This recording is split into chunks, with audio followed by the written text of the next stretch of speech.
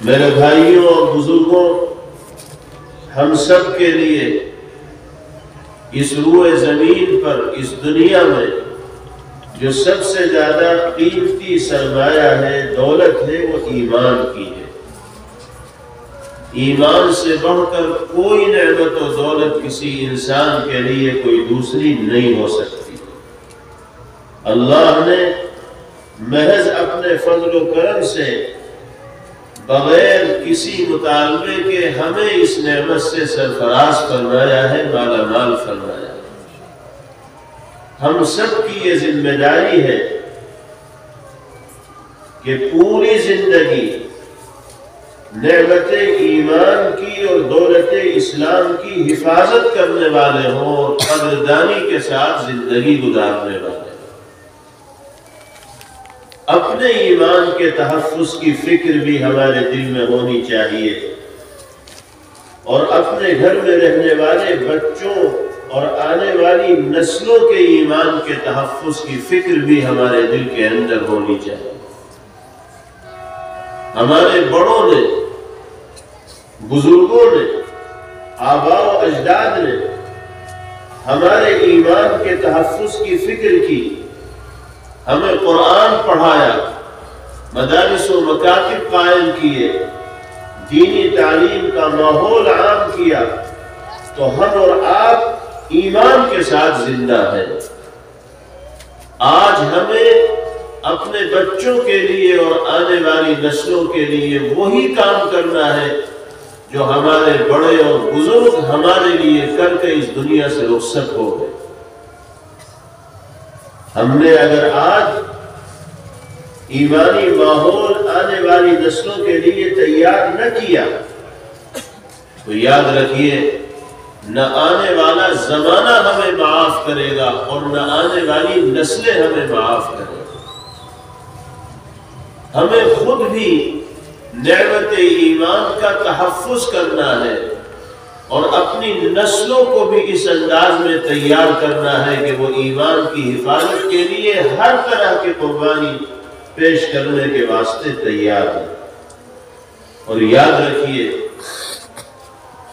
ایمان کے تحفظ کے لیے سب سے بنیادی چیز یہ ہے کہ ہمارا رابطہ اور تعلق اس طبقے سے ہونا چاہیے جس کو اللہ نے ایمانی تقاضوں پر عمل کرنے کی توفیق بخشی ہے،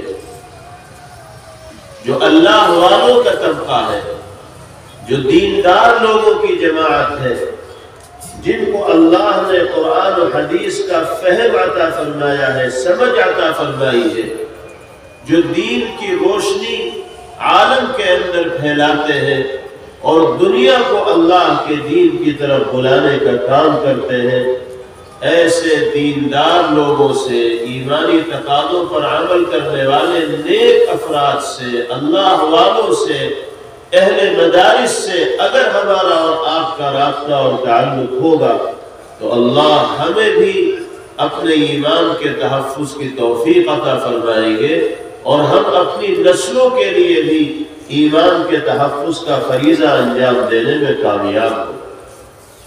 اور یہ جو مدرسے ہیں ہماری بستیوں کے اندر قائم، ہمارے علاقوں کے اندر موجود،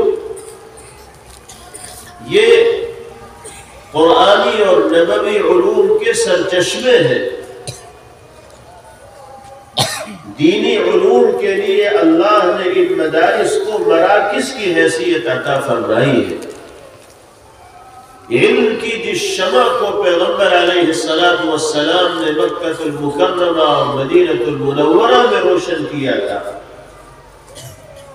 اسی شمع کو امانت کے طور پر یہ مدارس اپنے اندر رکھے ہوئے ہیں اور اسی نور نبوی سے سارے عالم کو روشن کرنے کا کام کر رہے ہیں۔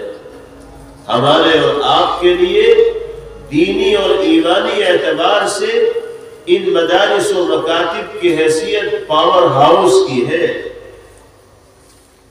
ہمارے اندر دینی اور ایمانی کرنٹ انہی مدارس کے ذریعے دوڑتا ہے۔ اگر ہمارا لنک، ہمارا رابطہ، ہمارا تعلق ان علمی اور دینی اداروں سے علمی مراکز سے، مدارس و مکاتب سے پختہ اور مضبوط ہوگا تو اللہ ہمیں دینی تقاضوں پر عمل کرنے کی توفیق بخشے اور ہم اپنی نسلوں کے لیے وہ ماحول تیار کرنے میں کامیاب ہوں گے جس میں زندگی گزارنے کے نتیجے میں وہ بھی ایمانی تقاضوں پر عمل کرنے والے ہوں۔ اس لیے ہمیں ان مدرسوں کو اور دینی مکاتب کو اللہ کا انعام تصور کرنا چاہیے اور اپنی جان سے زیادہ عزیز اور پیارا ان کو سمجھنا چاہیے۔ ان کی جڑوں میں پانی ڈال کر ان کو مضبوط کرنے کی کوشش کرنی چاہیے، ان کو ترقیات سے ہمکنار کرنے کی کوشش کرنی چاہیے، ان کے دفاع کے لیے اپنے وقت کو فارغ کرنا چاہیے، کیونکہ انہی مدارس کے ذریعے اللہ نے ہمیں دینی اور ایمانی شناخت اور پہچان کے ساتھ زندگی گزارنے کا موقع میسر فرمایا ہے۔ اللہ تعالی ہمیں مدرسوں سے جڑ کر زندگی گزارنے کی توفیق عطا فرمائے۔ اور مدرسوں سے جڑنے کا ایک مطلب یہ ہے کہ آپ مدرسے کی ضروریات میں معاون بننے والے ہوں۔ جیسے اپنی ذاتی ضروریات کو پورا کرنے کی فکر رکھتے ہیں، ایسے ہی مدرسے کی ضروریات کو بھی پورا کرنے کی فکر رکھنے والا ہے۔ اور دوسرا پہلو یہ ہے کہ آپ کے گھروں میں رہنے والے بچوں اور بچیوں میں سے کوئی ایسا نہ ہو جو قومی مدرسے سے اور دینی مکتب سے جڑا ہوا نہ، جو صحیح طور پر قرآن پڑھنا نہ جانتا ہو، جو صحیح طور پر نماز کے بنیادی مسائل سے واقفیت رکھنے والا نہ ہو۔ کوئی ایسا بچہ اور بچی ہمارے گھروں کے اندر نہ ہونا چاہیے۔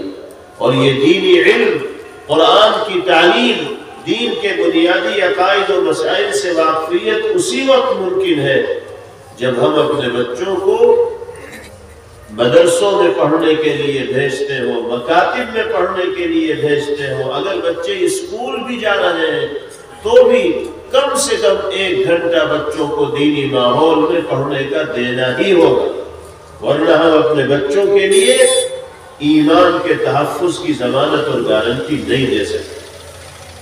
اور میرے بھائیوں بزرگوں، آج کل کا جو ماحول ہے ساری دنیا میں اور خاص طور پر ہمارے ملک میں بہت اچھی طرح آپ جانتے ہیں کس طرح ملک میں بسنے والے تمام لوگوں کو ایک خاص رنگ میں رنگنے کی کوشش کی جا رہی ہے۔ اسکولوں میں کیسا نصاب پڑھایا جا رہا ہے، اسکولوں میں بچوں سے کیا کیا کرنے کے لیے کہا جا رہا ہے، بہت سی ایسی چیزیں اسکولوں میں لازم کی جا رہی ہیں جو اسلامی اور ایمانی روح کے سراسر خلاف ہے۔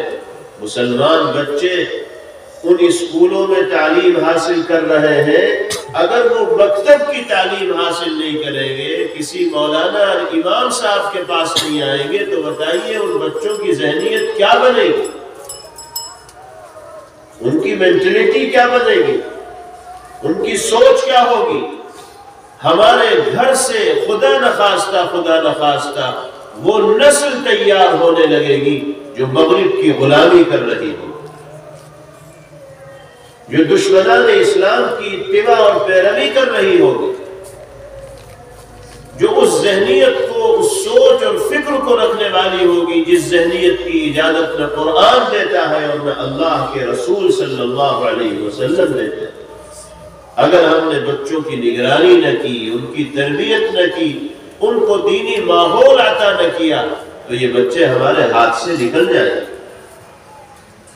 اور یہ اولاد اللہ کی امانت ہے، کوئی انسان اپنی اولاد کا مالک نہیں، ہم خود اپنے جسم کے مالک نہیں تو اولاد کے کیا مالک ہوں؟